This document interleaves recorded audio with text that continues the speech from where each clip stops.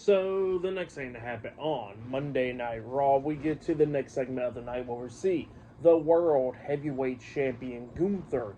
He comes out there to the ring and he starts talking about Goldberg because they got their match at Saturday night's main event for the World Heavyweight Championship. So yeah, that's what Gunther was talking about there, and he was talking about how they done seem like a video package of Goldberg squashing a lot of people in 3 minutes, but he says that that's Goldberg in the past. And this is Goldberg now that's 58 years old, and he says that he's going to squash Goldberg in 3 minutes. In less than 3 minutes, actually. So, yeah, that's what Gunther was saying there. But then, all of a sudden, he gets interrupted by Mr. Money in the Bank, Seth Rollins, and Paul Heyman. Seth Rollins comes out there with a custom-made Money in the Bank briefcase, which actually looks pretty cool, not even going to lie.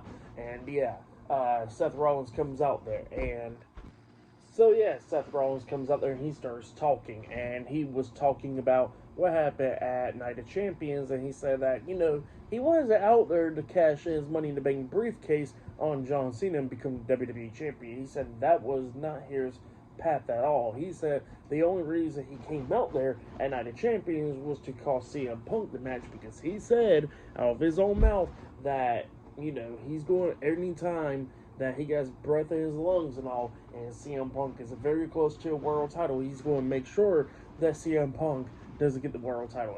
And Seth Rollins is just a complete hater. So yeah, that's pretty funny. But yeah, then Seth was talking about how he's actually going after the World Heavyweight Championship, because he said that when that title got brought back and everything, he said that he was the first world champion, and he says that he's been trying to build up himself and going to get back that world title eventually. So yeah, that's what he tells Gunther.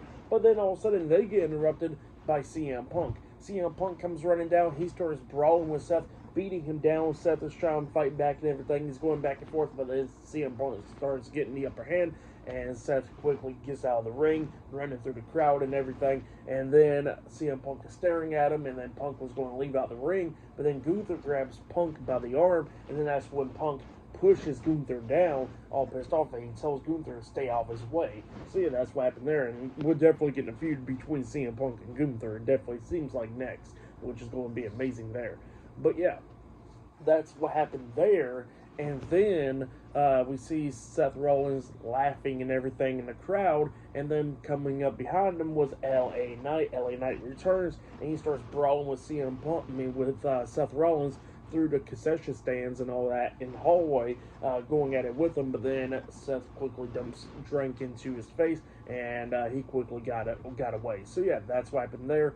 Pretty good stuff. I really like that segment. It looks like we're building up another match between Seth and Punk, where I don't mind, but at the same time the feud needs to hurry up and end eventually. And we're definitely we're building up a match between Gunther and Punk as well, where that is going to be amazing.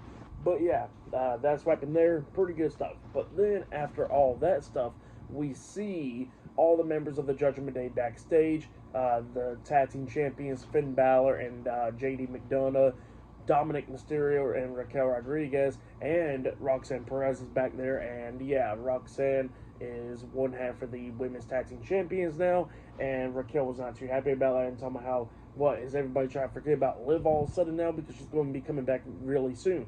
And Finn was like, look, I understand how shoulder injuries are, and he says that they need to keep gold around their waists and all that stuff, and he did it for her. So yeah, that's what she says. That's what he tells Raquel.